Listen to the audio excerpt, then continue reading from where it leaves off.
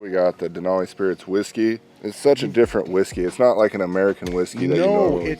The first taste was great. The second taste is even better.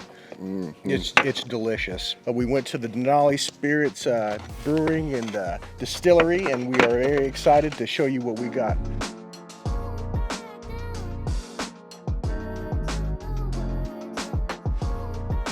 It that way. So when you know, as a home brewer, you can kind of look what we kind of over on this side. That's all of our spirit stuff. We also have wine in barrels. You know, last year we produced 14 different beers that we'd never made before.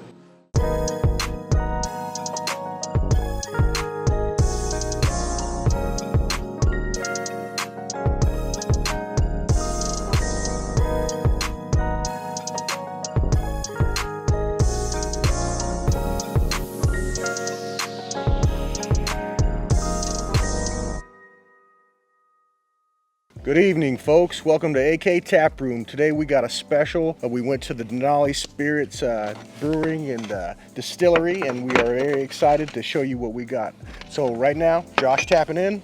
Murdoch tapping in. I'm Brent tapping in. Like Josh said, we got the Denali Spirits whiskey. It's a 6-grain whiskey. It's delicious. What's that ABV coming in at? And this at? is coming in at 50 ABV, 100 proof. So yeah, and it's which is delicious. It's a limited release, so you have 865 bottles. And if you're not familiar with Denali Brewery, they're down here in Talkeetna. The weather's beautiful. They've got a lot of craft spirits, also a lot of craft beers, and we were fortunate enough to have the master distiller himself, Sasan, walk us through. Look out for that video, but we're all really excited about this one. Let's go ahead and get into this. Yeah, it was a really fun tour. Absolutely. You guys, we're gonna bring some slides in while we're talking and reviewing this. Yeah, absolutely. Of spots in the distillery that might have been too loud for us to record any audio. Yeah. Yep. So we'll be talking over that, hopefully. But there's plenty to see there, and there's plenty to feast, and they also have food there, so you can get your eat on while you're drinking your spirits. And let's get into it, guys. Let's see what we got here. Right off the bat, that nose. Yeah. Oh man, what a great nose. It's such a different whiskey. It's not like an American whiskey that you normally get. It's hitting more on the scotch side, that's for sure, just on the nose itself. You get apple or grapes? You get very botanical. Cherry. You get cherry and a lot of floral.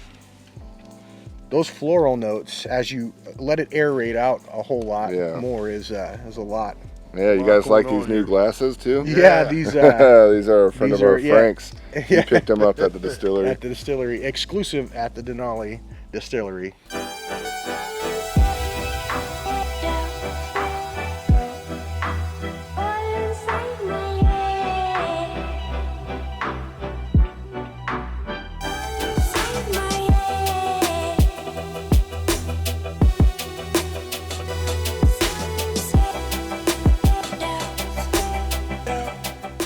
Let Bradley know. Do you guys want a pint of something before we? I just finished a Truly. We just been drinking them. Well, I'm happy to. If you want another round, let Bradley know. If you don't want something alcoholic, we got some NA stuff too. So feel free to order another round if you like. We can walk around, do the tour, and then we can thief out of the bottles as well. But you know, let Bradley know what you're interested in. I'm gonna steal some glasses from you.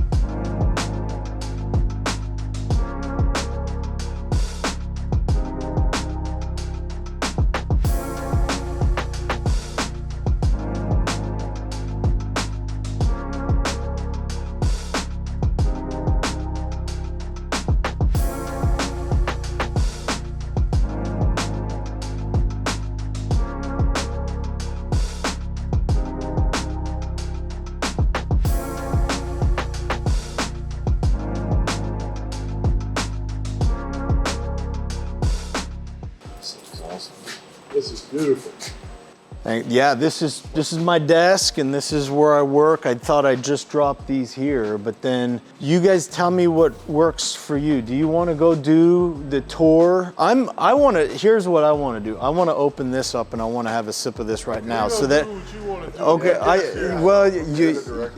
okay, all right. I was gonna say, I wish I could have that at home, because if my wife said you go do what you want to do, this would be. It would be. Yeah. I almost wanted you to put that in writing. So what I was going to do was open up our batch number 17, because this one is probably the closest thing that we have to a Scotch whiskey. Awesome. Oh, awesome. And I can talk to you a little bit about it. We can taste it. I want to try the Scotch that you guys brought, and then if you want, we can go and tour the rest of the facility. Absolutely. We can come back. We could do whatever distillery talk you want. I'm happy to thief out. Absolutely. Whatever you guys want to try. We can go through and try a bunch of stuff. Honestly, I want to know what your passion was to start this, and now, and how you sit with between the brewing and distilling and things like that. I will talk your ear off. So I'm happy to do it. We're gonna project that base. All right. Can I pour you all? Yes, sir. Basically, this whiskey started out in a couple different ways. It originated, 75% of what is in here is a 5 malt whiskey. And we brewed it like, whiskey is like, it always starts out basically as a beer, but you don't call it a beer, you call it a wash, right?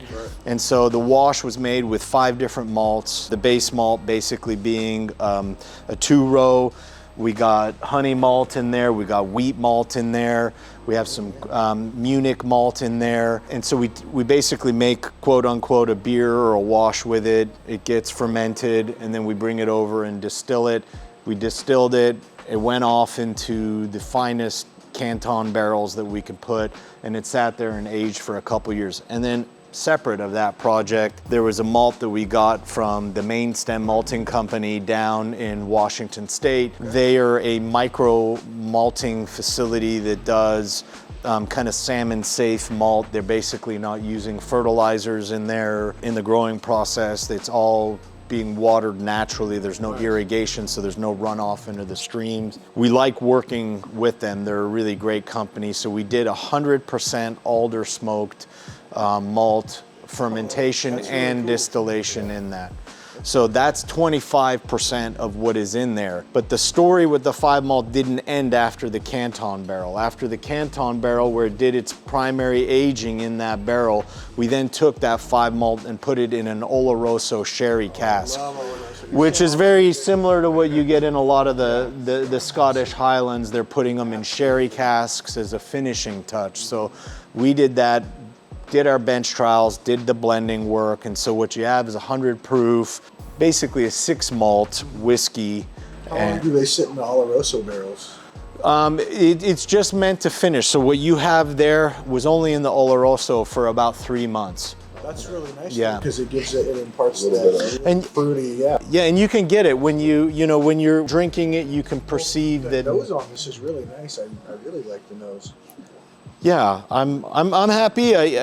Part of what kind of I think is our methodology and our approach towards our whiskeys and our distillation, it's similar to beer. We last year we produced 14 different beers that we'd never made before, right? And we like to be creative and do things differently. So this is batch number 17. Every single whiskey that we have done has had different to it, whether it's a different grain bill, whether we're using different yeasts, whether it's finished in a different barrel, or our distillation methodology is so every single one of these batches, if you were to put them next to each other, they're all unique on to themselves. Now someday we'll stop being ADD and we'll have a house whiskey. But I love that because you have so much craftsmanship in the direction on each different release. It's very refreshing and nice to hear that that's what you guys are doing driving this. So yeah, it keeps me really on my toes. you know, and so I kind of like that. I bet it keeps you guys really engaged in here, continuously trying to suss out all those different variations. So absolutely. Thank you. Yeah, this is really, really Oh, that is excellent. yeah. Yeah, we're pretty happy with it. I've been accused of saying it's my favorite one for everyone, but honestly, I think this one kind of elevated beyond previous releases. It's good, fellas. Yeah. This is really good. You got a nice nose on this. The taste is really, really good. I can taste the fruit and the malt. It's really, really good. That's what's great about something like this. Getting that vanilla roll really up. craftsman. You can taste the craftsmanship, and hearing the backstory really puts it all together. I mean, you can't get any better than hearing the backstory of how something is created and crafted. It always makes it taste better too. Absolutely. It seems like whenever you're Yeah. an opportunity like this, and it's Absolutely. like what you hear. Yeah, you know what a lot of folks out, not on the production side of the world, they tend to put a lot of emphasis on the person in the facility that's the distiller. And certainly that is a portion of it, but I think if you were to go ask, you know, folks that are working in distilleries or breweries, the foundation to making a good product is the wash, and what goes into it has to be flawless. And so with our background in kind of the brewing tradition, it really segues nicely into the distillation side. And even though I'm the distiller here doing the distillation, what I would say is the distiller should be downplayed. Really, where the artistry and the craft in it comes is during the finishing work. And we spend a lot of time. So we've got it distilled, we've got it in the barrels, and we have a kind of a vision of what we're trying to put out. But that last 3 months of work that goes into releasing the spirit and having it be what it is actually the most technical part of it, because we'll pull from the barrels. It is rare that you have a barrel that in and of itself stands alone singularly and can be sold as a single barrel, right? And in fact, very often when you see single barrel releases, they can actually be singular in their complexity because they have not been blended with other barrels. It's just a brown sugar or caramel. Yeah. Exactly, like a straight vanilla oak. Yeah. And sometimes there is the you know, magical barrel that does have that depth of complexity where it can stand on its own. We have, you know, certainly had barrels that we felt stood on their own enough to be released in that way. But it's that blending work of identifying this particular barrel really marries well with that. And then once you've identified that, we set up bench trials, like right here, similar to what we're doing, where we'll take the proof and we'll go from 105 proof, 103, 101, bump, bump, bump, all the way down and find, because you don't want to do 20 samples. You're going to lose your palate. You can't. So we'll start at like 105, or depending on what the whiskey is telling us, maybe we'll start at 103. We've done cask strength releases as well, but we'll set up a bench trial, and it's incredible how one or two proof points can have a very, very... I'm a big fan of higher proof ABVs because I feel like it really drives those flavors. Yeah. You know, something that's coming in at, say, like a 42% or something like that. While it can be complex, I feel like the complexity seems to be sussed more out with those higher ABVs. You're able to pick them apart on your palate a little bit more. They seem a little bit more rounded and robust.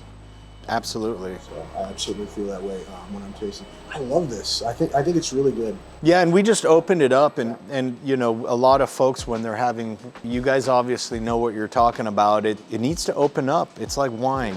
You can't just pour it into a glass and have something 100 proof. Absolutely. All those oils get a chance to, instantly coat the glass. So I always tell people the second sip is always better than the first, because the aeration that happens on all that stuff is able to oxidize, and when it hits your palate, the first time it coats it, you're going to obviously taste, especially if it's a higher ABV, you're going to get that alcohol. The second time, you're able to get a lot more of those fuller flavors, and you leave it for a longer period of time, and it starts to develop, and you're like, those little things that were minute start to blossom up and open up a lot more. Yeah, it's true. If I open a bottle and I'm like on the fence about it, and just leave it uncorked for like a half hour, cork it, and then set it on the shelf for a couple weeks and Yeah. let it aerate.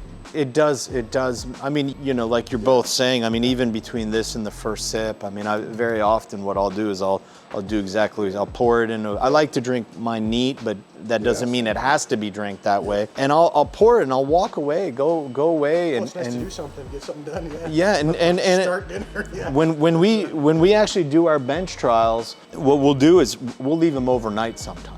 Oh, okay. Yeah, and what we'll kind of throw like a breathable cloth, like a muslin cloth, and they'll all be stacked up, and we'll throw the cloth on top of it, and then you come back the next day, and it really elevates the whiskey there. Experience is so much more enjoyable. I was like, you take something and you're able to enjoy it so much more because your palate's able to receive it and pick it out a lot better. So some of the stuff that we're talking about, if you don't do your finishing work properly, where you're rushing it, right? So like your proofing, like for us, most of the stuff that you see in the barrels kind of over on this side, that's all of our spirit stuff. We also have wine in barrels. We also have part of our fermentation on wood and wild and sour beer production is on the left-hand side. But most of the stuff that's gone into barrels is anywhere from 111 to 120 proof. And so when you're gonna take something down that's 120 proof and bring it down to 100, if you do it quickly or you don't give it enough time to marry, you end up with a spirit that's punchy. And it's that the punchy is kind of a technical term. It's actually used, and what happens is the flavors that you're perceiving, the aromas that you're perceiving, they literally come at you in these punches of Fast. yeah, and in singular chunks, right? Where they're like, okay, now I can tell there's alder smoke. I can tell there's sherry. Okay, I can tell there's a little bit of dark fruit, but it doesn't necessarily come across in this kind of homogenized, harmonious way. It's because that finishing work was done too quickly or it wasn't done appropriately. And so like going back to the like everyone celebrates the distiller. Yeah.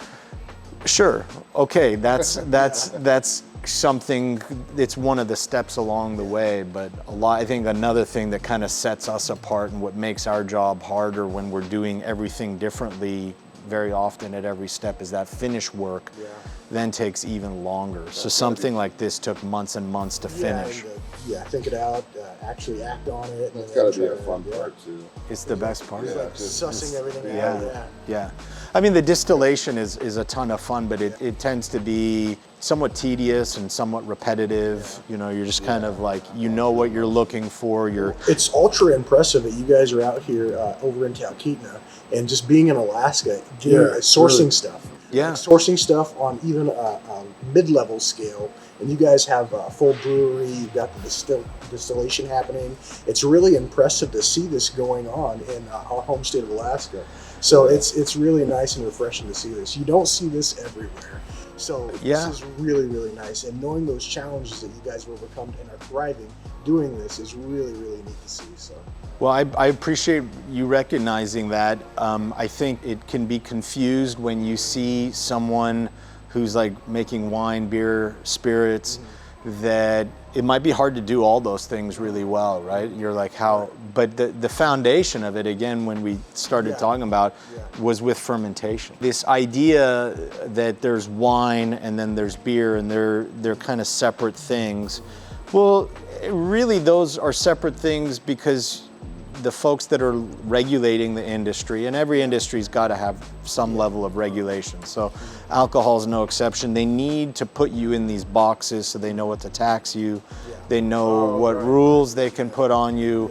But in terms of being a person who understands fermentation, what happens when you take this yeast strain and you put it in this sugar solution, whether that sugar solution's coming from barley or it's coming from fruit, the fundamentals and the basics to having good, healthy fermentation, sanitation, those things, I don't differentiate in my head, you know, it's all fermentation, and if you take care of the yeast, you've got good sanitation practices. The foundation to making a good whiskey or a good wine or a good beer is all the same. And in my head, those boxes don't exist. Yeah. There is no. Well, that's a great way to think about It's it. all the same. And it honestly gives an insight to how like you're thinking and how probably you've been so successful at doing this, because not seeing those borders that keep you kind of notched in this, notched in that, help you along the process to make it easier when you're thinking about it, because this could be, I'm sure, for a lot of people very overwhelming to try to do all brewing and then distillation processing and stuff like that. So this is it keeps us on our toes, and it's a lot of fun. I mean, we're our number one selling beer is Twister Creek. We love making it. Great beer. Thank you, but it's also nice to just do a lot of different things. Well, that's cool. It sounds like this is giving you guys an avenue to try to venture and be unique in this wonderful lane of brewing and distilling. So, do you guys want to go check out the brewery and? Yes, sir. What I think we should kind of talk about maybe here, even though it's the brewery, you're more interested in the spirits, right? So we can talk about the brewery though, because it all is interconnected. It sounds like. Let's talk about it from a distilling perspective, because it's one of the things that, again, I don't want to say unique, because there's a lot of breweries now that are distilling. So that's not in and of itself, that's not a unique thing. Yeah. But what you find when you're a brewery and you're kind of following it up with distillation, it lends itself well to that Scottish tradition, because the Scottish folks, they lauder they're and they're primarily barley centric. Yeah, you're not going to find corn in a Scottish whiskey. Yeah. It's going to be 100% barley, and the barley that they're using is going to get lagered. And so our way of doing things is in that Scottish tradition.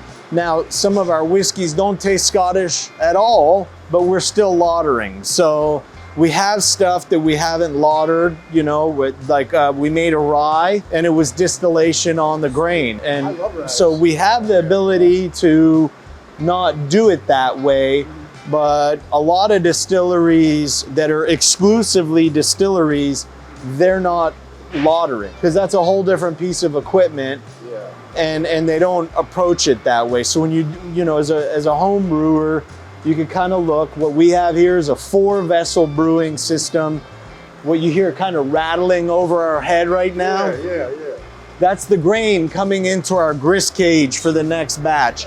So the entire grain bill goes into that grist cage, and then from there you could see there's a handle at the bottom of the grist cage. When the brewer opens up that handle, what you have here are hot and cold water lines right here.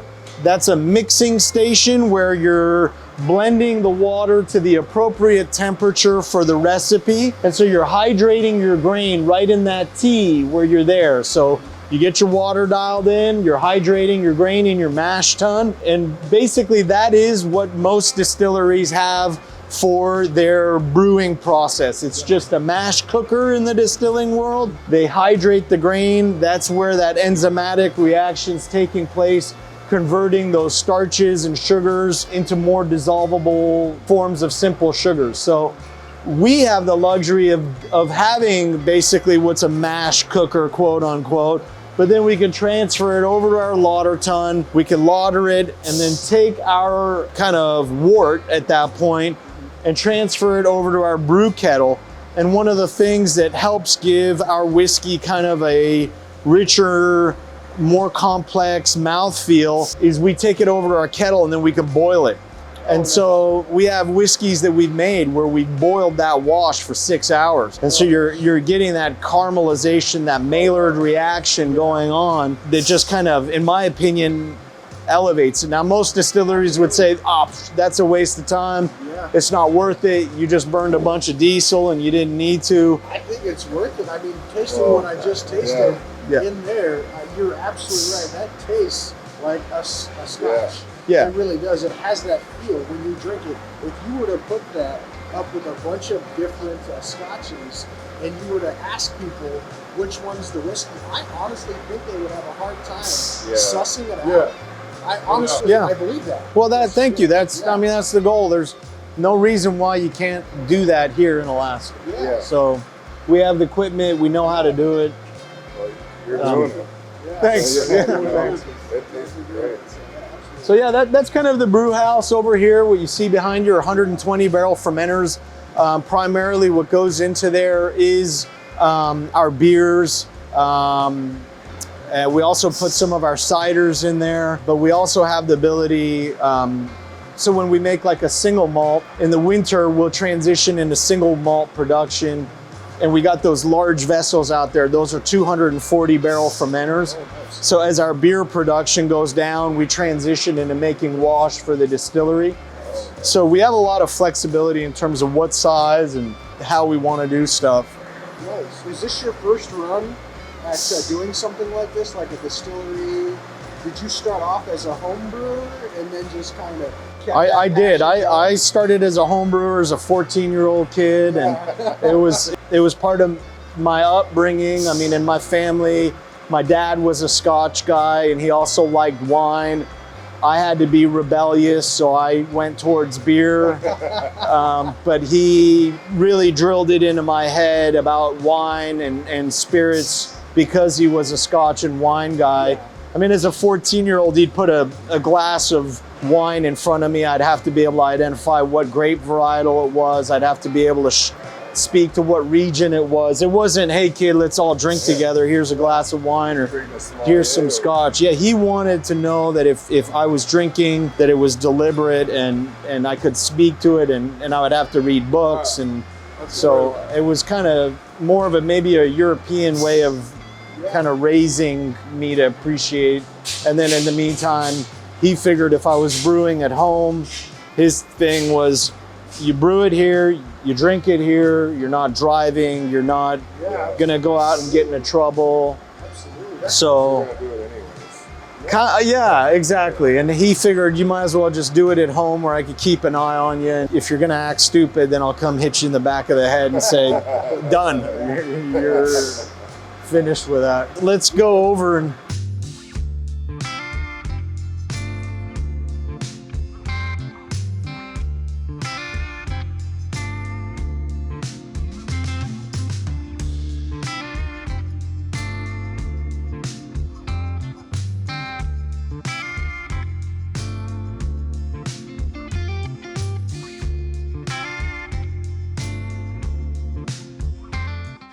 The sheer scale of this is impressive.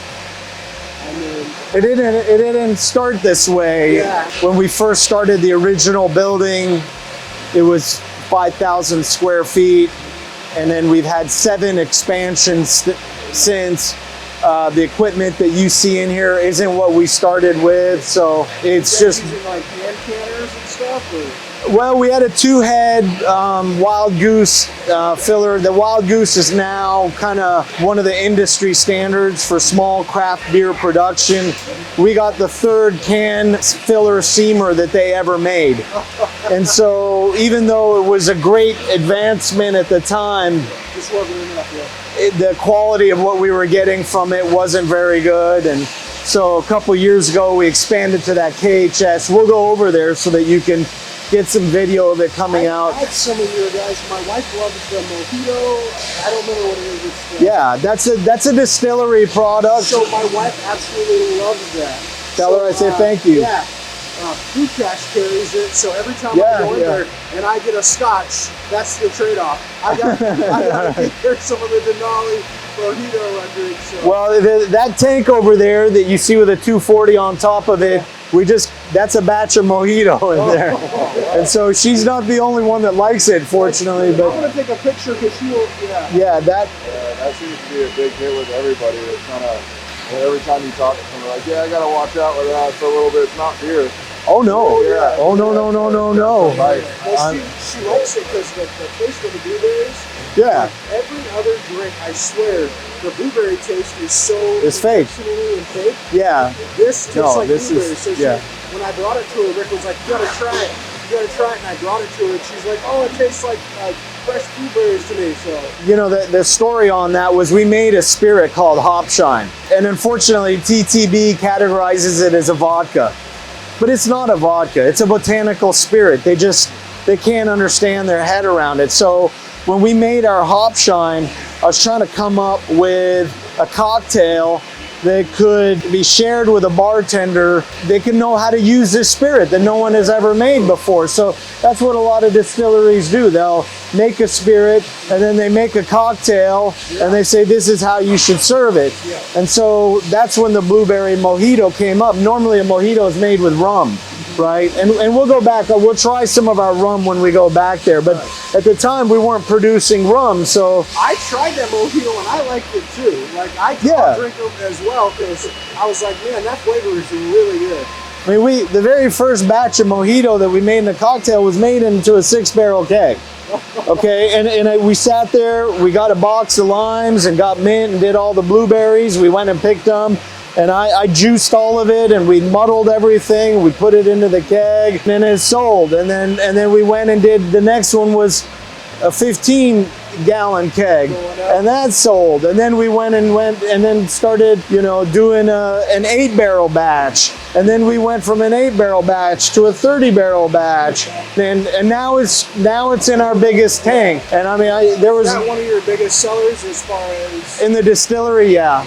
Yeah, it is the distillery. I can see it being commercially successful just because the quality tastes like a high quality drink. It really does. It was hard to get it there because, I'm not exaggerating. When it first started out, we were going into that, that tank behind you that's called Shiner. That's a 30-barrel tank. To fill that up is 40 cases of limes, 40, right? And so we would come in on the weekends and I'd set up a table. My little daughter, 6 years old, is cutting limes. The 9-year-old is juicing limes, and I get a conveyor and they hated me. They were like, I don't want to do this anymore, Dad. And so we've been working on scaling it up and along the way, the cocktail's gotten even better, Let me take you over here so you could, it's kind of hard to navigate around, so.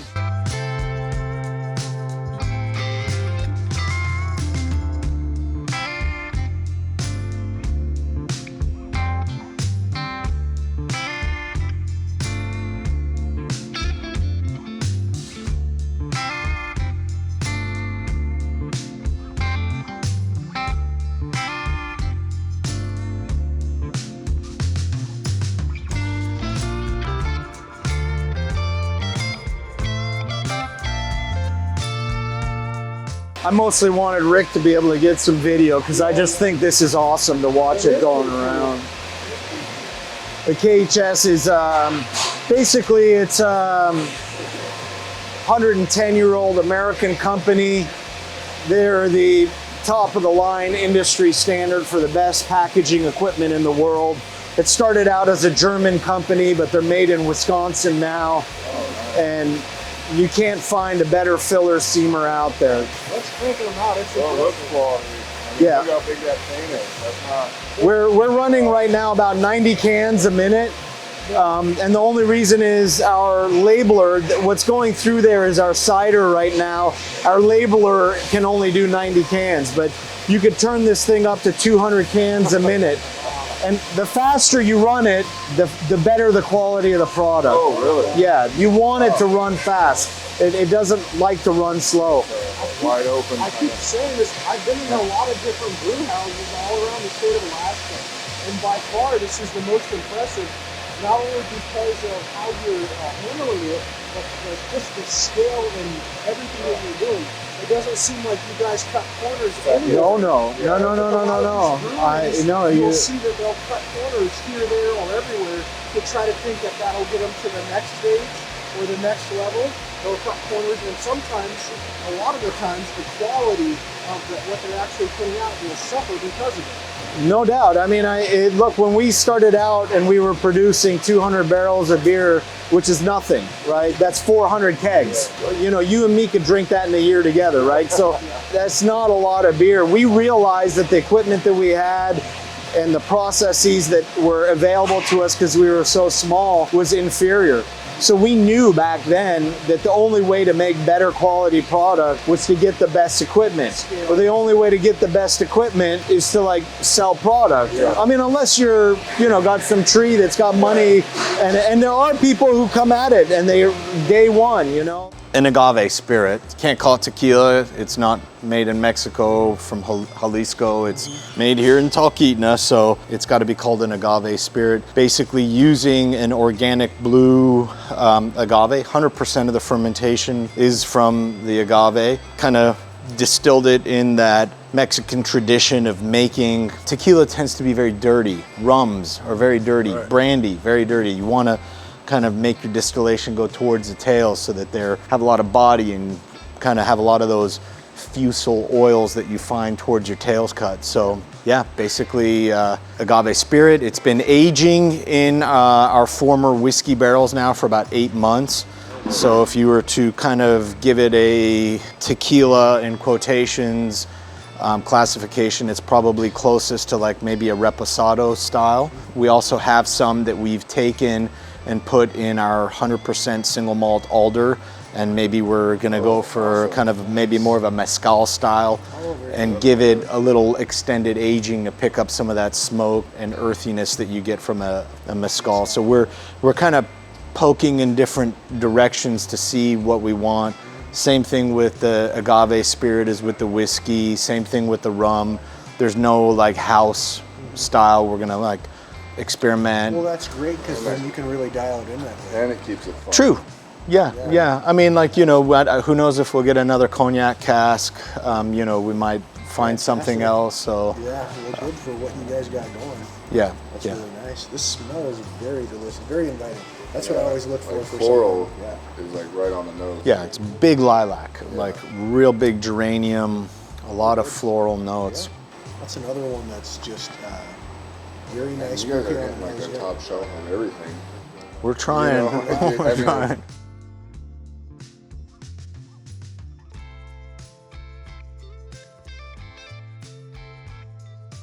So what is that? That's 225. I know, I'm just So 3. It's basically, you know, just under 2 months, right? So you can see how much color it picks up in 2 months, right?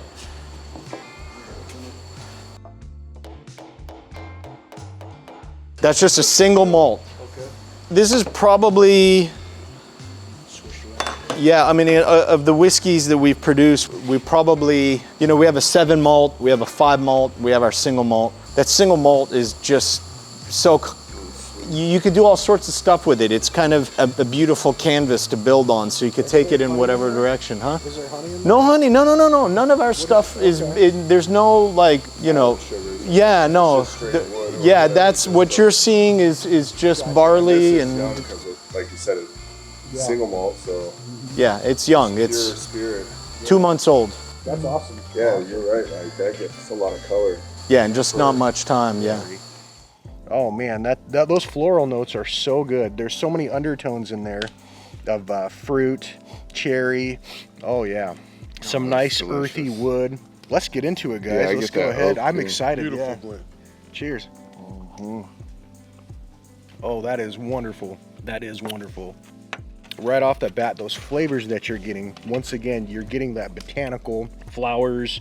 You're getting a lot of rich on the cusp of caramel, some kind of undertone fruit. Could be a cherry. I get that Could wood. be like a raisiny. Definitely like a raisiny rich fruit. And it's probably has a lot to do with how they finished. This was finished in Oloroso.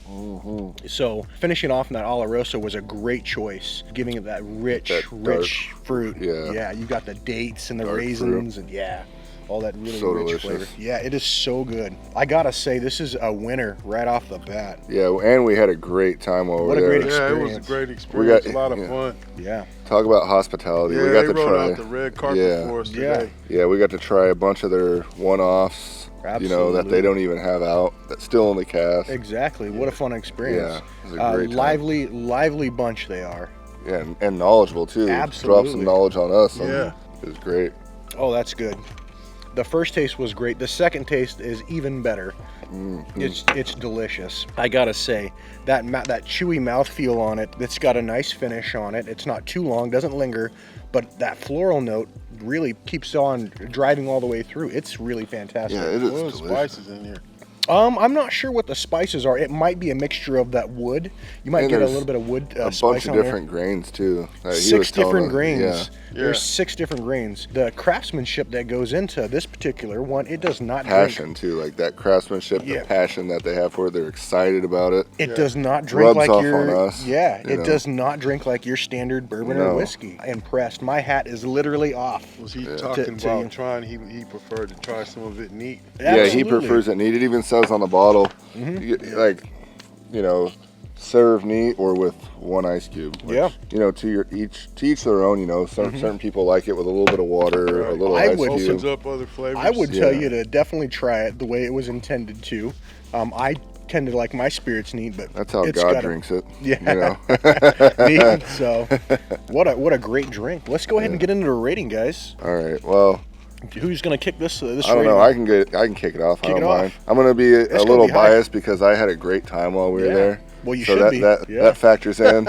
You know, I'm not trying to say I was paid off or anything. I was just Yeah. saying I had a blast while we were there, and that Yeah. means a lot. You know, like Yeah. Great that experience. adds to the experience of drinking this. Every time I have this whiskey, I'm going to be thinking about while we were there, the great time we were having while we were there. You know, the hospitality and everything. Right. So that the cool factor and that bumps it up for me. Yeah, that brings up a That's whole lot. And it's So- just delicious. Right. Yeah. That's just something people don't normally get to do every day. Yeah, it's Yeah. a different You know what kind I of mean? cool, Yeah. you know. Seeing Absolutely. the whole process of how it goes on, operations, Absolutely. meeting his friendly staff.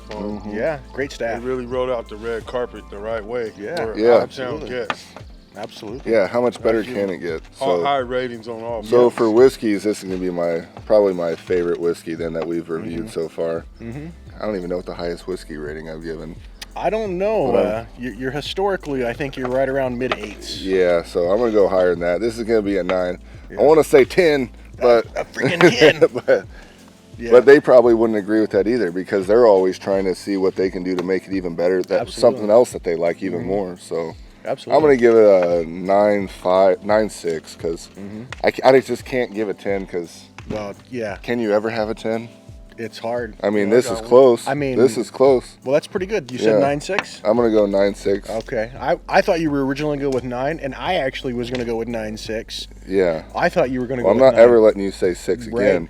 Nine. I agree with the 9.6, and I will say, just like was said before, knowing the craftsmanship that goes into this, the 6 different blends, the floral notes, Yeah, it's 6 the different. fruity notes, the taste. This is definitely one that if I come back down to Talkeetna, I'm going to stop at that brewery, and I'm Yeah. going to get a beer and a lively spirit like this again. Sorry to interrupt you, but this is also they do 4 batches a year. Yeah. And this is just one batch in this year, so the next batch is going to be This is slightly batch, different. You know. Batch 17. Yeah.